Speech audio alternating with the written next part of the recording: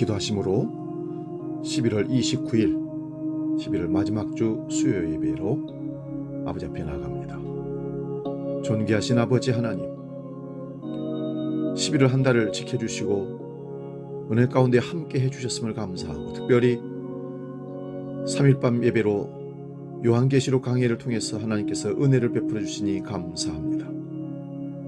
오늘도 우리의 삶을 다시 한번 점검하고 주님 다시 오심 재림을 기대하며 소망하면서 12월을 맞이하고 믿음으로 소망 가운데 나아가기를 결단하는 복된 수요일 저녁 예배가 될 수 있도록 주님 역사하여 주옵소서. 우리 마음과 생각과 우리 모든 것들을 주장하여 주셔서 진리이신 주님께 영광 돌리며 주시는 말씀을 통해서 다시 한번 우리의 신앙을 차근차근 점검하는 복된 은혜의 시간 되게 하여 주시옵소서. 이제는 사도신경으로 우리의 신앙을 고백합니다. 나는 전능하신 아버지 하나님, 천지의 창조주를 믿습니다. 나는 그의 유일하신 아들 우리 주 예수 그리스도를 믿습니다. 그는 성령으로 잉태되어 동정녀 마리아에게서 나시고 본디오 빌라도에게 고난을 받아 십자가에 못 박혀 죽으시고 장사된 지 사흘 만에 죽은 자 가운데서 다시 살아나셨으며 하늘에 오르시어 전능하신 아버지 하나님 우편에 앉아 계시다가 거기로부터 살아있는 자와 죽은 자를 심판하러 오십니다. 나는 성령을 믿으며 거룩한 공교회와 성도의 교제와 죄를 용서받는 것과 몸의 부활과 영생을 믿습니다. 아멘.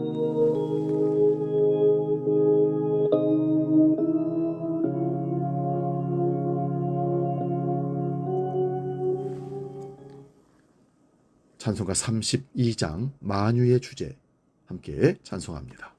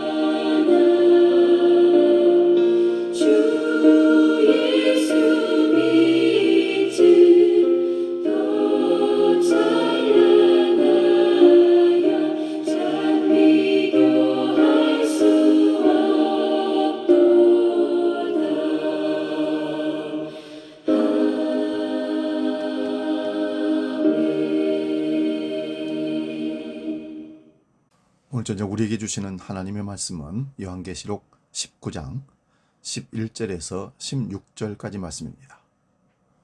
이 말씀 봉독할 때에 살아계신 주님의 음성을 들을 수 있기 바랍니다. 요한계시록 19장 11절에서 16절 지금 봉독합니다. 또 내가 하늘이 열린 것을 보니 보라 백마와 그것을 탄 자가 있으니 그 이름은 충신과 진실이라. 그가 공의로 심판하며 싸우더라. 그 눈은 불꽃 같고 그 머리에는 많은 관들이 있고 또 이름 쓴 것 하나가 있으니 자기밖에 아는 자가 없고 또 그가 피 뿌린 옷을 입었는데 그 이름은 하나님의 말씀이라 칭하더라. 하늘에 있는 군대들이 희고 깨끗한 세마포 옷을 입고 백마를 타고 그를 따르더라. 그의 입에서 에리한 검이 나오니 그것으로 만국을 치겠고 친히 그들을 철장으로 다스리며 또 친히 하나님 곧 전능하신 이의 맹렬한 진노의 포도주 틀을 밟겠고 그 옷과 그 다리에 이름을 쓴 것이 있으니 만왕의 왕이요 만주의 주라 하였더라. 아멘. 오늘 봉독한 말씀으로 만유의 주 이런 제목으로 말씀 상고하면서 은혜를 나눕니다. 지난주에는 우리가 어린 양의 혼인잔치에 대해서 살펴보았습니다. 어린 양의 혼인잔치에 청함을 받은 자들이 복이 있다고 합니다. 왜 복이 있습니까? 오늘 본문에 보면 그 어린 양이 만왕의 왕이시며 만주의 주가 되시기 때문입니다. 만유의 주라는 말씀은 모든 왕의 왕이시며 모든 주의 주가 되시는 분을 한마디로 말하면 만유의 주라 하는 것입니다. 왕이든지 주이든지 다 만유에 포함되기 때문입니다. 만유의 주가 되신 주님이 베푼 잔치에 청함을 받는 정도가 아니라 그분의 신부가 되는 일은 이 세상에 속한 모든 것들을 다 가지는 것과 비교할 수 없는 복이며 영광입니다. 그런데 왜 사람들이 청함을 받아들이지 않습니까? 마태복음 22장 1절에서 6절을 봅니다. 예수께서 다시 비유로 대답하여 이르시되 천국은 마치 자기 아들을 위하여 혼인잔치를 베푼 어떤 임금과 같으니 그 종들을 보내어 그 청한 사람들을 혼인잔치에 오라 하였더니 오기를 싫어하거늘 다시 다른 종들을 보내며 이르되 청한 사람들에게 이르기를 내가 오찬을 준비하되 나의 소와 살진 짐승을 잡고 모든 것을 갖추었으니 혼인잔치에 오소서 하라 하였더니 그들이 돌아보지도 않고 한 사람은 자기 밭으로 한 사람은 자기 사업하러 가고 그 남은 자들은 종들을 잡아 모욕하고 죽이니. 예수님께서 천국을 혼인잔치로 비유하셨습니다. 임금이 그 아들을 위하여 잔치를 베풀어 놓고 초대를 했습니다. 그런데 청함을 받은 자들이 오기를 싫어하였다는 것입니다. 그 이유는 자기 밭으로 간다고 또 한 사람은 사업하러 간다고 오지 않았습니다. 심지어 종들을 잡아서 모욕하고 죽이기까지 했던 것입니다. 임금을 얼마나 무시하면 이렇게 하였겠습니까? 그러나 임금이 자기를 낮추어 종들을 다시 보냈는데 그 종들을 죽인 자들은 결국 임금이 죽인 것과 다를 바 없습니다. 그러므로 임금이 진노하여 심판을 하시는 겁니다.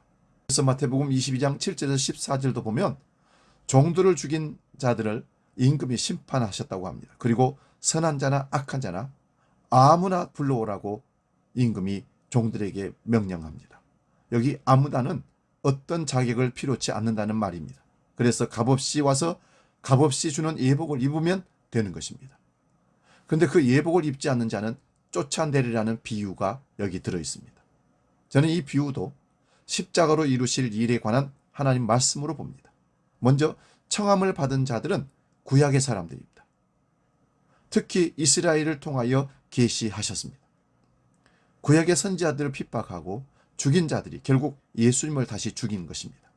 그러나 예수님의 십자가에서 오히려 그들을 심판하십니다. 그러므로 만왕의 왕이시며 만주의 주가 되시는 분이 역사 속에서 죽임당한 어린 양의 모습입니다. 신학자 칼 바르트의 묵상 중에 이런 글이 있어서 인용하며 소개합니다. 왕과 같은 예수님은 하나님의 백성과 세상 속에서 하나님이 허락하는 놀라운 운명에 참여하십니다. 그것은 바로 인간에게 무시당하고 망각되고 멸시당하는 사람이 되는 것입니다. 사람들 앞에서 그분의 능력은 그분의 무능 속에, 그분의 영광은 그분의 초라함 속에, 그분의 승리는 그분의 패배와 고난과 추방당함과 범죄자의 죽음 속에 숨겨져 있습니다. 교회는 그분의 연약함에 동참해야 합니다. 바르트의 신학을 다 이해하지는 못하지만 이런 글은 십자가를 참 잘 표현하고 있다고 봅니다. 그러므로 이 역사 속에서 십자가의 예수님을 전함이 복음을 전함입니다. 오늘 본문 11절을 봅니다. 하늘이 열린 것이라는 단어가 나오는데요. 이 단어는 계시록 4장 1절에서도 나옵니다. 하늘에 열린 문이 있다. 하늘이 열렸다는 것은 현재 완료 분사 형태입니다. 무슨 말이냐면은 이미 이루어졌고 이루어진 것을 펼쳐 놓았다는 의미입니다.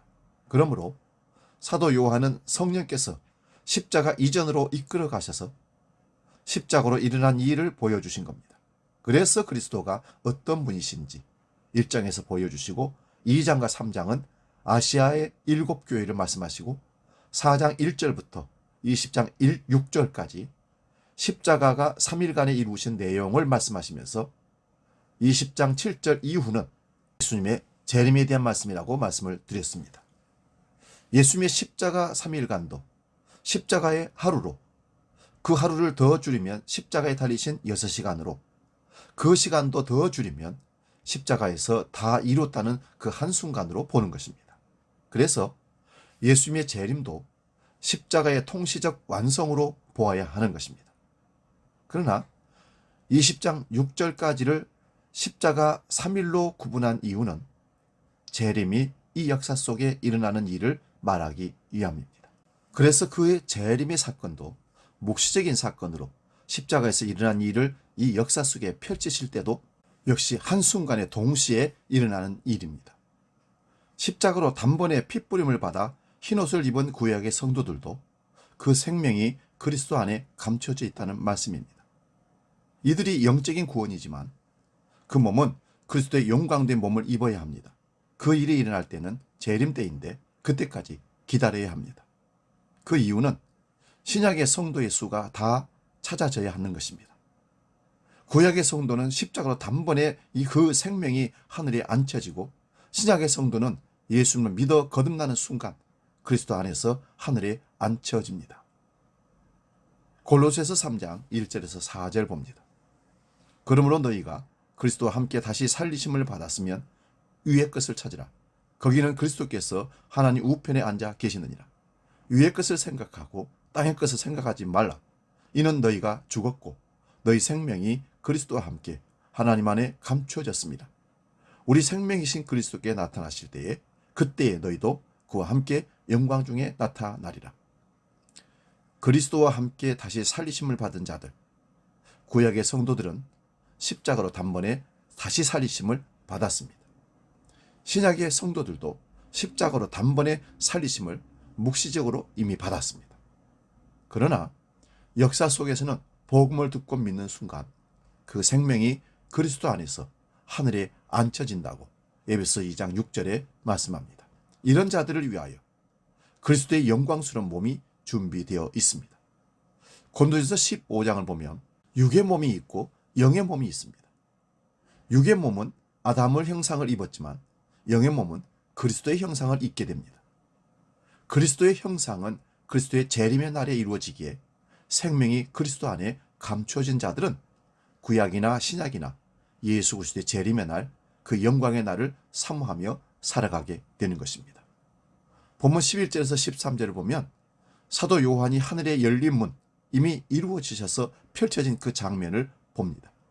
백마탄 자가 있습니다. 그 이름이 충신이며 진실이라고 합니다. 이분이 십자가에 죽은 예수 그리스도이십니다. 그 눈은 불꽃 같다는 말씀은 온 세상을 다 살펴보시는 눈이라는 것입니다. 그리고 머리에 많은 관이 있다는 말은 만왕의 왕이라는 뜻을 상징적으로 보여주는 표현입니다. 그런데 이름 쓴 것 하나가 있으니 자기밖에 아는 자가 없다고 합니다. 그 이름이 하나님의 말씀입니다. 하나님 말씀은 누구만 안다는 말씀입니까? 예수 그리스도만 안다는 말씀입니다. 예수님만이 하늘에서 내려오신 분이십니다.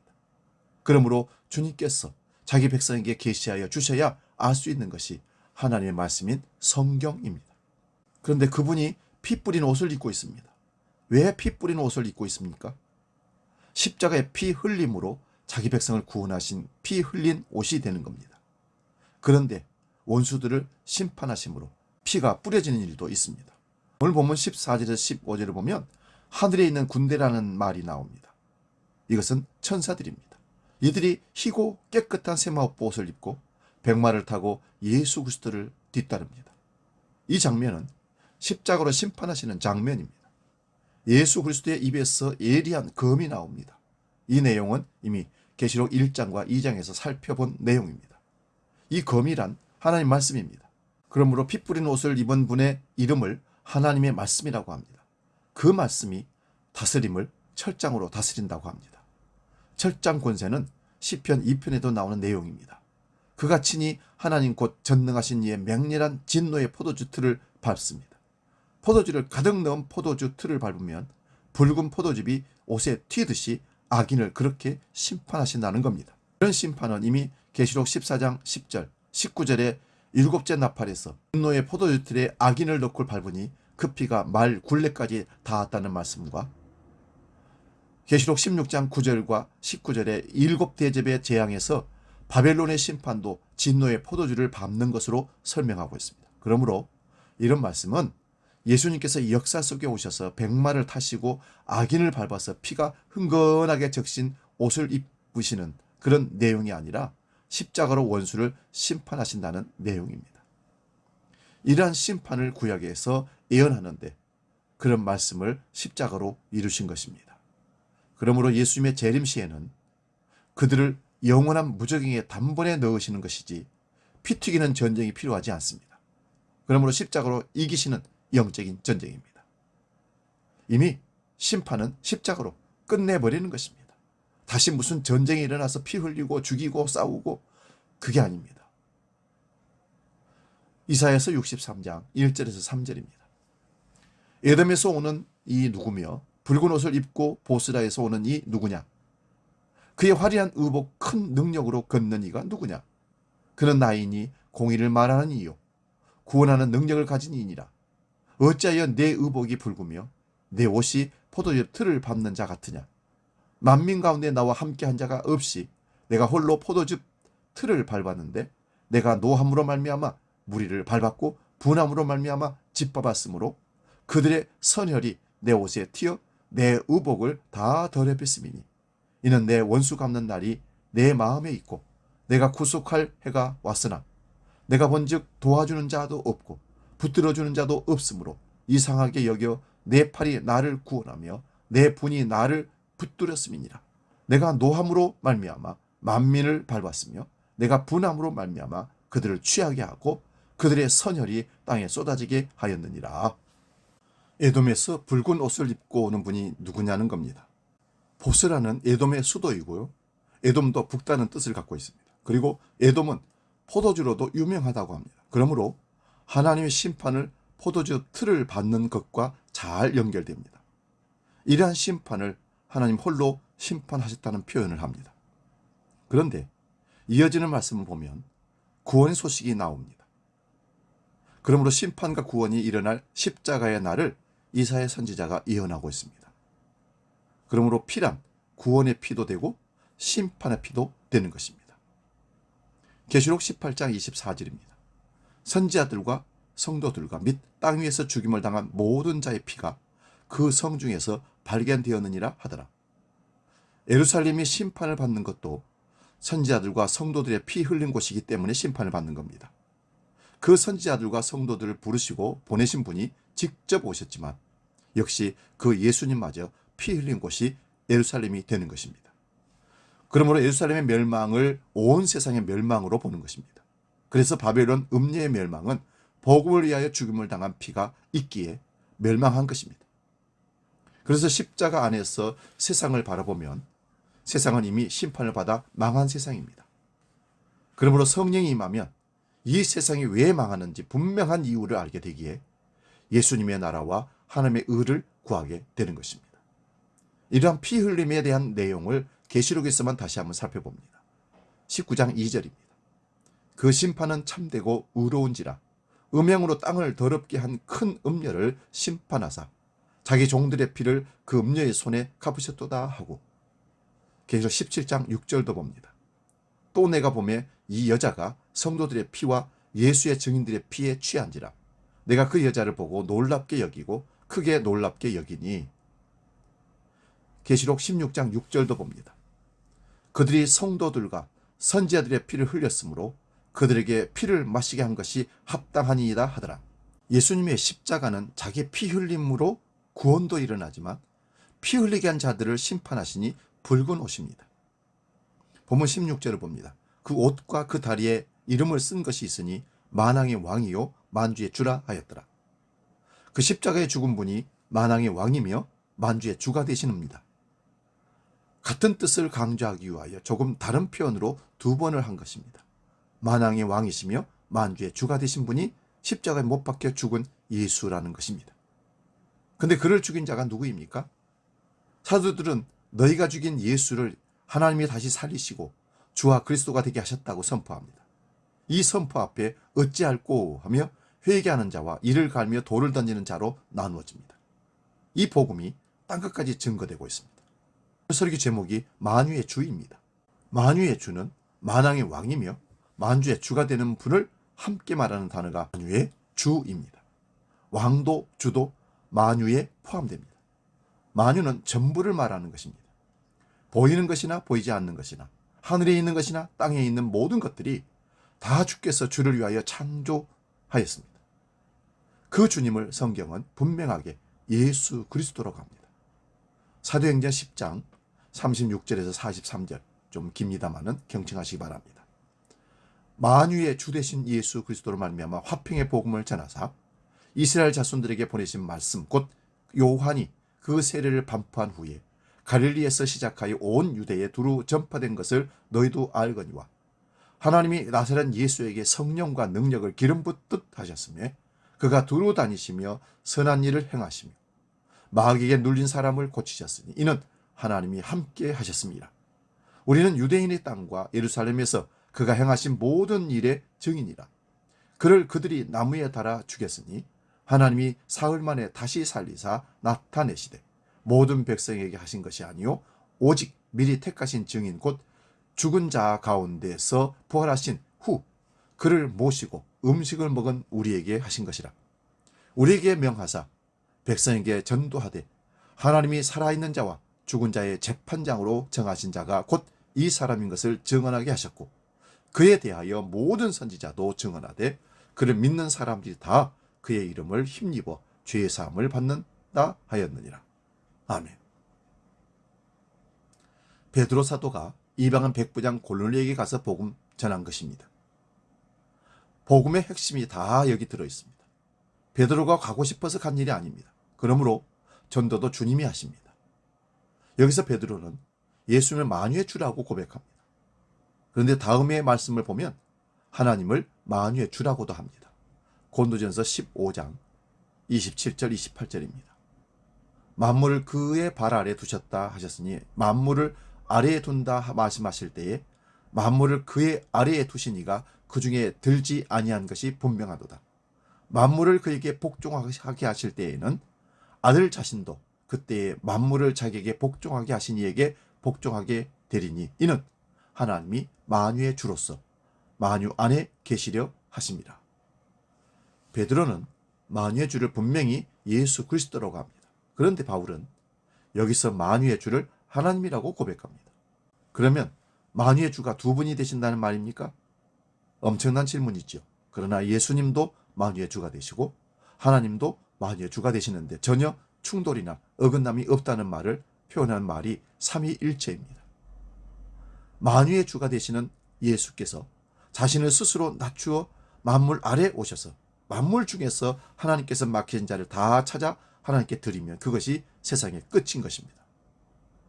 만유의 주가 되신 분이 만물 아래에서 오셔서 만유의 주에게 복종시키는 일이 십자가의 일이었습니다. 그 십자가에 만유의 주가 되시는 분이 스스로 복종하셨습니다. 그러므로 십자가 안에서만 만유가 하나님과 화해가 됩니다. 근데 이 복음을 배척하고 거절하면 이것이 하나님의 원수가 된 채로 사는 겁니다. 그러므로 지금도 복음의 선포는 십자가로 다 이루었다는 예수님이 만왕의 왕이시며 만주의 주가 되심을 전하는 것입니다. 그 예수님이 만유의 주가 되시기에 영원하신 만유의 주이신 하나님도 그 만유 안에 거하신다고 합니다. 그러므로 우리가 만유의 주 되신 예수님 안에 거함이 만유의 하나님 안에 거하는 것입니다. 이것을 예수님은 요한복음에서 간략하게 이렇게 말씀하셨습니다. 요한복음 14장 20절입니다. 그날에는 내가 아버지 안에, 너희가 내 안에, 내가 너희 안에 있는 것을 너희가 알리라. 예수님께서 떠나심이 유익하다고 하시면서 떠나면 성령을 보내신다고 하셨습니다. 그러면 예수님이 하나님 안에, 우리가 예수님 안에, 예수님이 우리 안에 있는 것을 알리라고 합니다. 성령을 통해서 말입니다. 그러므로 우리가 예수를 믿는다는 일은 만유의 주 안에 거하는 것입니다. 만유란 말 그대로 전부입니다. 예수님이 계시면 전부가 있는 것이고 예수님이 안 계시면 전부가 없는 것입니다. 그러므로 만유의 주가 되신 분이 만물 아래에 오셔서 우리를 십자가로 자기 품에 안으신 만유의 주를 찬양하지 않을 수가 없습니다. 찬양 주 예수 나의 당신이여 찬양하고 기도하고 마치겠습니다.